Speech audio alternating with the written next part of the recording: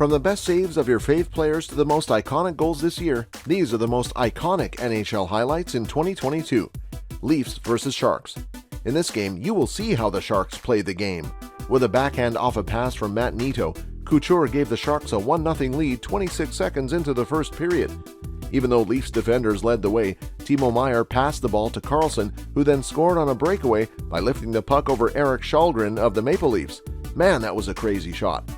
Let's find out if Montreal could get another point this time. Sabres versus Canadiens.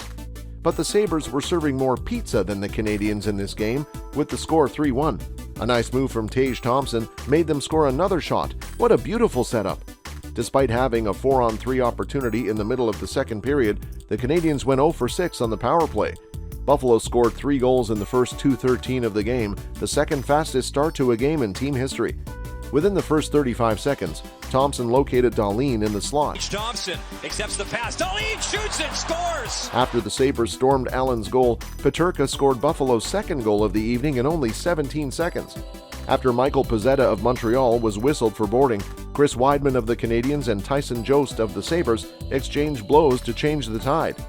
Instead, Tuch seized the chance to score a wrist shot on the power play to increase the score to 3-0.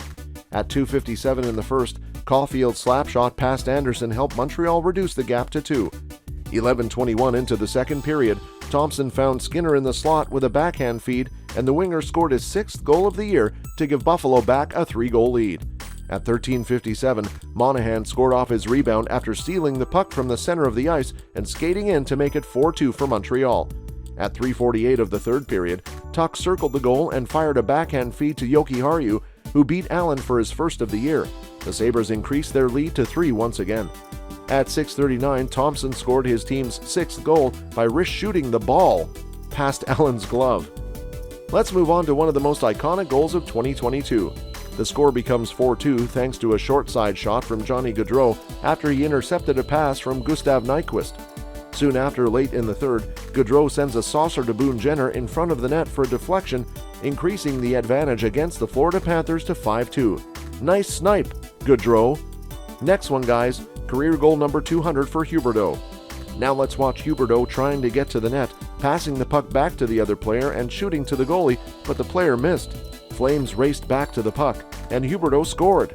He scores after initially fanning, giving him his 200th career goal and 2nd of the season.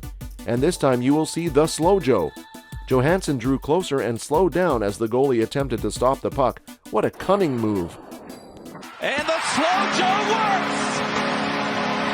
The captain of the Penguins cannot be stopped this time. Blocked by Jones, second try, Crosby, he scores! Before Philip Kurashev's third period blast from the corner beyond the net for Chicago, Pittsburgh enjoyed a 3-2 lead.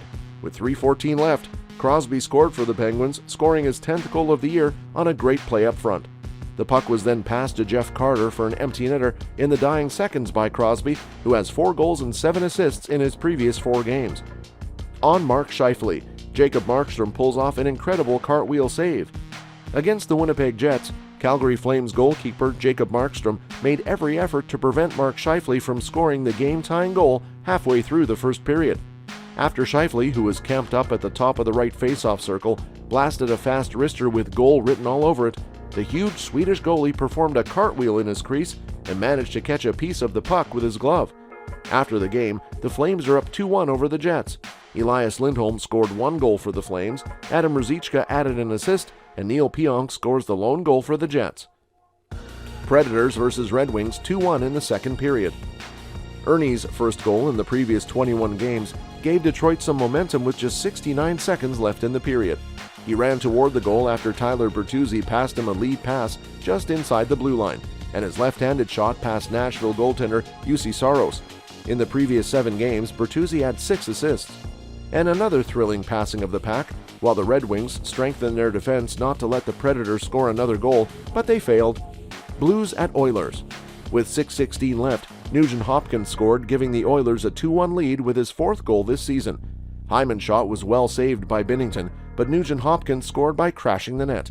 With 27 seconds left, Hyman scored an empty net goal to secure the victory. It was a rematch from early in the season after the Blues defeated the Oilers 2-0 while allowing only 23 shots on goal. At 6:07 in the first period, Puljujärvi tipped Darnell Nurse's shot from the point past Binnington to give the Oilers the lead. Rangers win over Kings. At 7:06 of the third period, Kreider scored his 8th goal, putting New York back in lead 4-3 by beating defenseman Mikey Anderson to prevent an icing and burying a wrist shot past Peterson at the near post.